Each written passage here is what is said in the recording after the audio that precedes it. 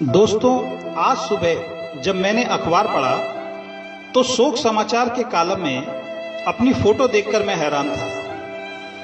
इसमें लिखा था कि मैं मर गया हूं। लगता है किसी ने कोई भद्दा मजाक किया है। लेकिन रुको, थोड़ा सोचता हूं। अरे हां, पिछली रात को ही मेरे सीने में बहुत तेज दर्द हुआ था।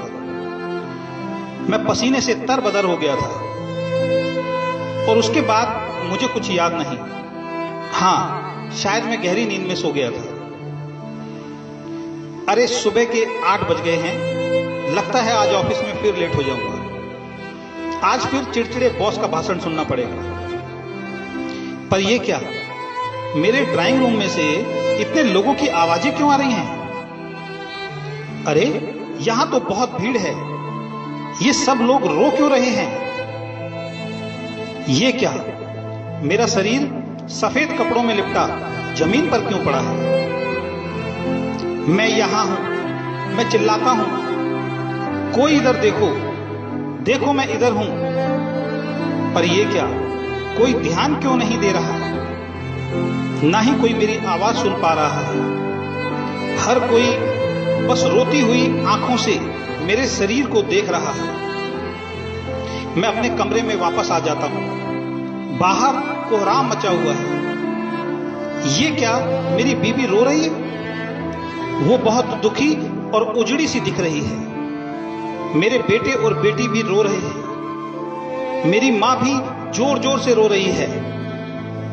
लगता है मैं मर गया हूं। नहीं, मैं कैसे मर सकता हूं? अपनी बेटी और बेटे से यह कहे बगैर कि मैं उनसे बहुत प्यार करता हूं और मैं उनका बहुत ख्याल रखता हूं। मैं कैसे मर सकता हूं अपनी बीवी से यह कहे बगैर कि वो दुनिया की सबसे खूबसूरत और ख्याल रखने वाली बीवी है? कैसे मर सकता हूं मां बाप से यह कहे बगैर कि वो हैं तो मैं हूं?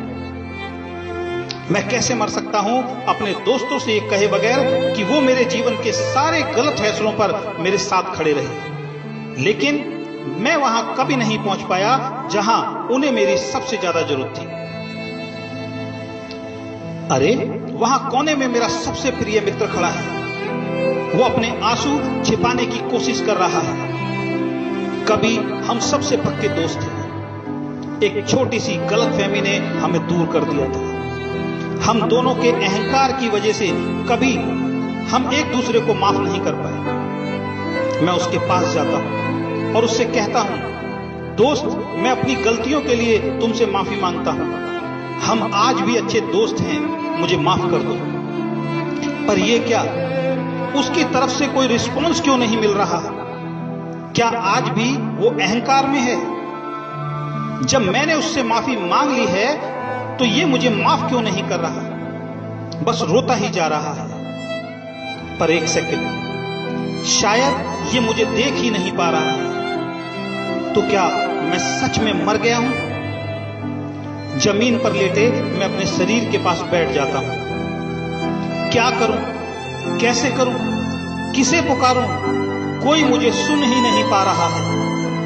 हे भगवान, मुझे कुछ और समय दे दे।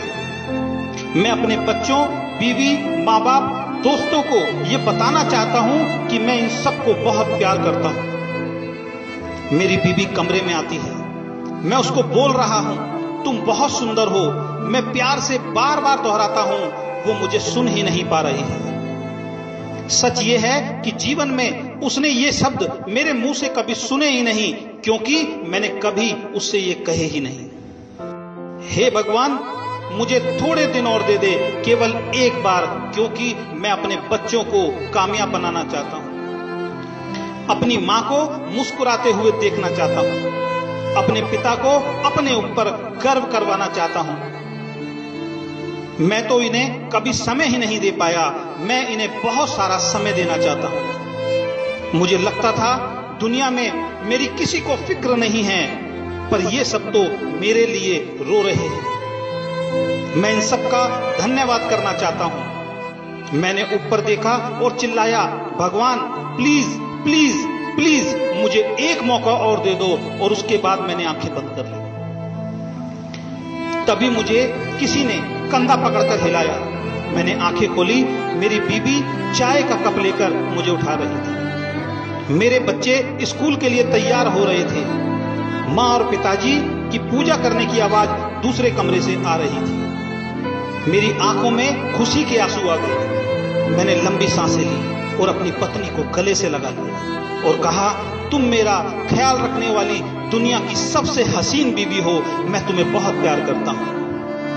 वो कुछ समझ नहीं पा रही थी। उसकी आंखों में नमी थी, चेहरे पर थोड़ी सी मुस्कान थी, जिसको आज मैंने पहली बार समझा था। और मैंने खुशी खुशी मन में बोला, हे ईश्वर, इस दूसरे मौके के लिए बहुत बहुत बहुत धन्यवाद। दोस्तों, ये हम सबकी कहानी है। अभी भी देर नहीं हुई है। अपने झूठे अहंकार, अतीत के पुराने विवाद और मतभेदों को बुलाकर अपने प्रियजनों और मित्रों से खुलकर प्यार करो और सभी झगड़ों और मन मुटाव को भुलाकर एक नए जीवन की शुरुआत करो, क्योंकि मेरी तरह आपको दूसरा मौका शायद नहीं मिलेगा। जिसने भी ये कहानी लिखी उसको बहुत बहुत धन्यवाद, और जिसने मुझे व्हाट्सएप पे ये कहानी भेजी उसको भी बहुत बहुत धन्यवाद। अगर आपको ये कहानी अच्छी लगी तो ज्यादा से ज्यादा अपने मित्रों को शेयर करें।